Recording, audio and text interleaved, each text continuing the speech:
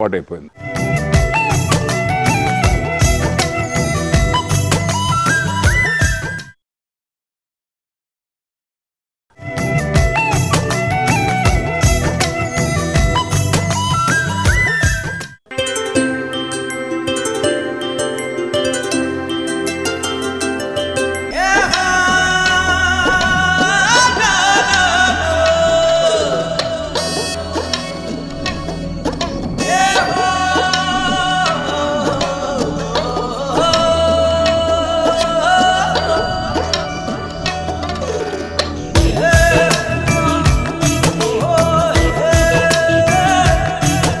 గొల్లపూడి మారుతీరావు తెలుగు సినీ నటన విలక్షణ రూపం తీసుకోవడానికి కారణమైన అతి కొద్ది మందిలో విభిన్నమైన నటుడు గొల్లపూడి. తెలుగు విలని వ్యక్తిత్వానికి హాస్యం మేళవించిన అరుదైన నటుడు. క్యారెక్టర్ ఆర్టిస్ట్గా ఆయన ఒక కీర్తి శిఖరం. పుట్టిన ఊరిపై మమకారం, సంప్రదాయాలను గౌరవించటం, పండుగల ప్రభావాన్ని చాటే ఆయన వ్యక్తిత్వం గొల్లపూడి మారుతీరావును వ్యక్తిగతంగా కూడా ప్రత్యేకంగా నిలబెట్టింది. మరి సంక్రాంతిలో ఆయన అనుభవాలు ఒక్కసారి మనము చూద్దాం.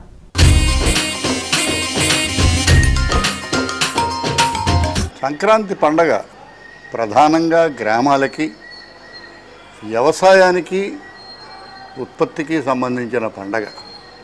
మనకిప్పుడు వ్యవస్థ మారిపోయి ఆ రుచి కానీ ఆ వైభవం కానీ మనకి ఎప్పుడు తెలియడం లేదు. కానీ మన మీద ఈ ఆంగ్ల ప్రభావం వల్ల, ఆ సంస్కృతి ప్రభావం వల్ల ఉద్యోగాలు, ప్రమోషన్లు, వృత్తులు అవన్నీ వచ్చాయి. కానీ ఆ రోజుల్లో పండగలంటే సమాజంలో ఉన్న 10 మంది కలిసి చేసుకునే ఒక వైభవాన్ని పండగ అనేవారు, ముఖ్యంగా గ్రామాల్లో.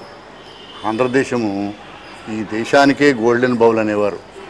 పంట విషయంలో, ఉత్పత్తి విషయంలో ఆంధ్రదేశం మీద అటువంటి చూపు ఉండేది. గ్రామాలలో అందరూ ఎవరి వృత్తులు వారు చేసుకుంటూ, ఎవరికి కావాల్సిన వృత్తులు వాళ్ళు ఒకరికొకరు సహాయం చేసుకుంటూ బతికేవారు. ఎవరికి జీతాలు ఉండేవి కాదు.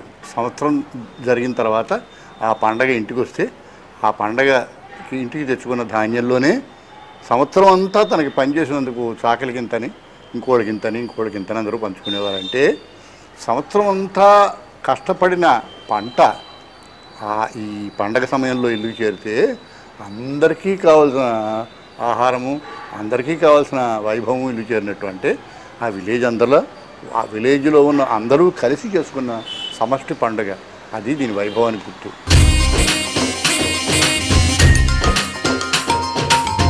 మనం పట్టణాల్లో, ఉద్యోగాల్లో, వృత్తులలో, ప్రమోషన్లలో, అమెరికాల్లో వాటిలో తలమునకుని అవుతున్నాం కనుక వ్యాలంటైన్లు, ఫాదర్స్ డేలు తప్పిస్తే, డిసెంబర్ 31 తప్పిస్తే మనకి ఈ పండగల వైభవమే తెలియదు కనుక ఇంత చెప్పుకోవాల్సి వచ్చింది. కానీ ఎక్కువగా గ్రామ నేపథ్యం కానీ, పల్లెల నేపథ్యం కానీ వినడము, చూడడము తప్పిస్తే నా అనుభవంలోకి వచ్చింది చాలా తక్కువ. అయితే తొలినాటి నుంచి రచయిత కావడం వల్ల మాకు చిన్న ఈ సంక్రాంతికి మంచి గుర్తుండేది. సంక్రాంతికి, దీపావళికి తప్పనిసరిగా ప్రత్యేక సంచికలు వచ్చేవి. ఆ సంచికల్లో మా కథలు పడుతూ ఉండేవి. ఆ పండగలు జరుపుకోవడం మాలాంటి వాళ్ళకి ఆ రోజుల్లో అనుభవం.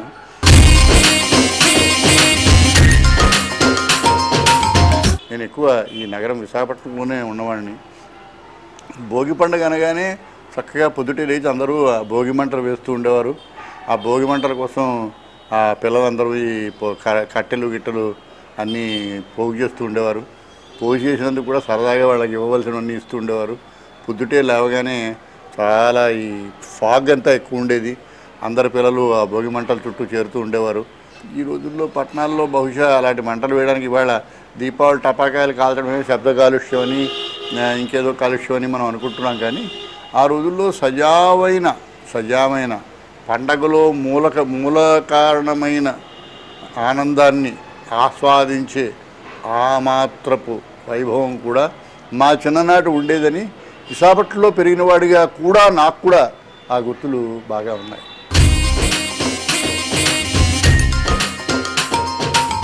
విలేజెస్లో అయితే విలేజెస్లో కూడా వాళ్ళ కులాలను బట్టి ఆ వీధులు కూడా ఉంటూ ఉండేవి. ఒకళ్ళ మించి వాళ్ళు పోటీ పడడం కానీ పెట్టడం కానీ జరుగుతుండేది. కానీ ఆ రోజుల్లో ముగ్గులు పెట్టడము, తర్వాత ఈ పూజలు అవి చేయడము, గొబ్బెమ్మలు పెట్టడము, ఇవన్నీ చేస్తూ ఉండేవారు. ఇవన్నీ మాకు మంచి గుర్తులు. మాకే మంచి గుర్తులు అని చెప్పడానికి కారణం ఏంటంటే ఆ మాత్రం కూడా ఇప్పుడు జరగడం లేదు కనుక.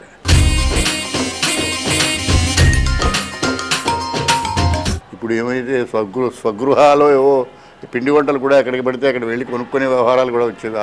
ఆ రోజుల్లో ఇవన్నీ మాకు తెలియవు అసలు.